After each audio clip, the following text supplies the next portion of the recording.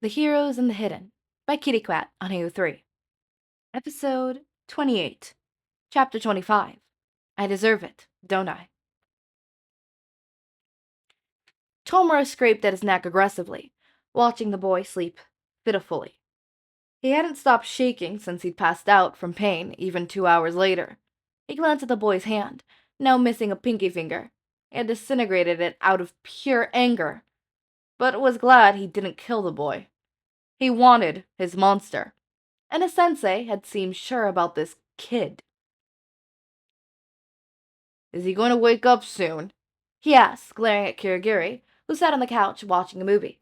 Kirigiri shrugs, turning to look at the boy. "He has his own phantom, it seems," he comments, watching the boy twitch violently. "He may be exhausted, even in sleep." Tomura snarls, bouncing his leg. Everything had gone wrong since he found this boy. His sensei had decided to leave him behind when he fought All Might, and he had lost. The doctor was trying to patch him up as they sat around unable to do anything. He hadn't even heard if All Might was hospitalized. That bastard wanted to ruin Tomura's life. Midoriya screams, his hands trying to rip free from the straps that held him in place. "If this kid was our monster, why haven't we seen any signs?" Tomura asks, pushing himself off of the chair to stand over the boy. His scars along his body didn't seem self-inflicted. A multitude of burns and other random-shaped scars. But along his arm ran the same shape of scars in the same style, reaching to the middle of his upper arm. Self-harm scars. They were cleanly cut by something, like a razor. Kirigiri paused this movie, sighing. "I do not know, young master, but I do not doubt master's words. But this boy seems like he is in enough distress that we should see some signs." He appears behind Tomura, almost like a ghost watching the kid, trying to kick free. Tomura scratches at his neck, frowning. "I wonder what he dreams of," he says, watching the kid's mouth move in a silent scream. He watches him scuffer for a few minutes, more before snarling, kicking the metal bed. "I'm gonna go play some games. Get me when he wakes. I want to try some things." Izuku blocks his face as the monster swings his massive paws at him. He could feel the razors cut into his skin as he screams in pain. He could feel his own blood pooling around him as he waves away from the beast that snarls. "Fight, Izuku!" It screams, disappearing into the black room. Izuku turns around himself, panting heavily. It doesn't stay still long enough for him to fully look at it before disappearing into the void again. Izuku shakes his head, pushing through the rising blood. "I don't want to fight it," he yells, but his words are swallowed up again. He screams as his back is ripped open by the sharp claws, throwing him to his knees. He tries to gain his footing, breathing in mouthfuls of blood. He manages to get one foot under himself before it's knocked out by a large tail. "Weak," the void screams, shoving him down into the water. He gulges, trying to rip the large paw from his head. "Useless," it screams. This time, it's Kachan's voice. Insults fly around him in the voices of his teachers and old friends, making his head swim. He can't get any air into his lungs as he tries not to drink the blood. "Fragile," he hears his mom say, the sadness in her voice breaking his heart. He tried. He tried to be more than glass. He tried to pick up the shards and fix himself, make himself stronger. But holes filled with tape will only rip open again. She deserves a better son. A son who was made of metal, not porcelain. "Monster," he heard All Might say as he breathed in the hot blood. It filled his lungs, sinking all the oxygen out of him. The hero he had looked up for years didn't lie. He was a monster, being drowned in his own blood by something much stronger than him. He screamed, trying to rip his arms up. He needed to swim. He needed to breathe. He needed oxygen. He coughed, choking on blood that came up from his throat. He was going to drown again. He tried to kick off the remnants, struggling as they cut into his skin. He turned his head, managing to dislodge the blood, spitting it into the cold metal beside his head. He heard the click of a button before seeing Kurogiri step into his line of sight. "Ah, you're finally awake, child. Tomura will be glad." The pain on his arm flashed through his mind. It was simply a dull ache at his knuckles now, but it felt so fresh. He shook his head aggressively, coughing up more blood as he tried to speak. Please, please let me go. I'm sorry, I'll disappear. I'll end it." His vision got blurry as tears stung his eyes. "Just no more pain, please," he begged, desperation leaking through his voice. Kurogiri turned away from him, walking away from where he could follow. "Please," Izuku repeated, trying to be louder. "Please don't." He heard a knock on the door, followed by the shriek of rusted hinges. "He is awake, Tomura," Kurogiri says, making Izuku choke. He couldn't do this. He just wanted sleep. He was so tired.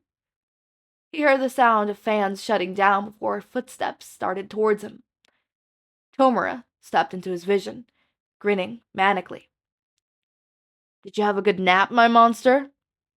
He touched Izuku's hand, making pain flare back up through his arm. He couldn't breathe until the pressure was released. "Have you realized what I did yet?" he asked, leaning into Izuku's face. His face was sickening up close, and it took everything Izuku had not to spit blood onto him. He swallowed, shaking his head. Tomura laughed, splitting over Izuku's head as he stood up, wrapping his fingers around Izuku's neck. Izuku's body shook as he felt the strap disappear, ash run down his neck. 4 fingers pressed deeply against his throat, making him choke and grasp. This amazing quirk was terrifying to Izuku, who shut his eyes tightly, the fingers pushing deeper and deeper into his skin before releasing him.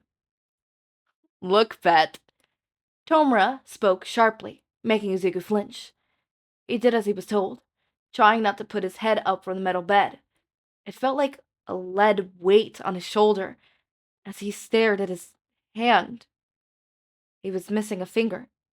It was just gone. He tried to move his fingers, letting his head fall back at the pain that shot through his body. This amazing quirk was used for something so wrong. Was it right, though? Izuku had killed his mom. He was useless, and did he deserve this pain? Homura laughed at his reaction, grabbing the strap around Izuku's wrist, disintegrating that as well. He slowly removed all the straps from Izuku, who just stared at the ceiling. He let himself float, trying to remove the pain that ached from his hand, the pain that ripped through him from his heart. He was slapped across the face suddenly, jerking himself off the metal bed and falling onto the floor. He screamed as he landed on his hand awkwardly, clutching it to his chest. Tomura stood over him, snarling. "Where is the monster I was promised?" he asked, kneeling to look Izuku in the eyes. Izuku glares at him through his tears as Tomura grabs his chin, making him look up. He could see Kurogiri glancing at the two of them curiously. "Do give it time, young Tomura," he said, his mist flailing around him oddly. Tomura spit on Izuku, standing up. "I'm done waiting. I want my pet now!" He stomps his foot like a toddler, storming towards the bar stool. Izuku scooched himself under the metal table, curling his knees to his chest and staring at his hand. He had taught himself how to be amphibious so he could still write, but would he ever hold a pencil again? He didn't want to write anymore. His mom wasn't around to read them. Toga wasn't there to make fun of his sketches. Hitoshi wasn't there to point out his flaws in his notes. He was alone, with 2 people who wanted him to be something he was. A monster. He was cursed, with a monster in his head and 2 monsters in reality. He was surrounded by monsters. How did that make him any less of one? That was actually so hard to read. I actually had to cut it short. I could have technically done this whole chapter in 1 episode, but my throat is killing me. I cannot anymore, so I have to stop it here. In fact, talking like this, it's killing me. It's killing me. It's killing me. I'm good. I'm chill, guys. I'm drinking my water, drinking some tea, making sure that I'm keeping my throat hydrated. It's just like one side is buggy. It's not like super, super bad, like talking hurts. It's just after a while it gets dry and I need to drink water, and that's what hurts, right? So the less I talk, the less it gets dry and stuff. So, no, yeah, that was such a heartbreaking chapter to do. And there's still more to it, so yay! Also, Kitty Quat informed me that it will only get worse from here, so I'm scared. They said out of a scale of 1 to 10, 1 being before my heart gives out, 10 being the fluffiest fic you could imagine. No, 10 being before my heart gives out, 1 being the fluffiest fic you could imagine. It was a 7. So,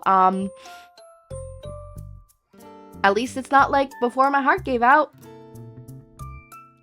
For those who have read Before My Heart Gave Out or have watched my podfic, at least it's not that. God, that broke me. For those who haven't read it or, listened to me read it, I highly recommend it with some tissues. As always, my raindrops, make sure to eat, sleep, drink water, take your meds. Have a wonderful day or night. Link to my Discord server and socials are down in the description. Subscribe to see more of my content, and thank you so much for watching.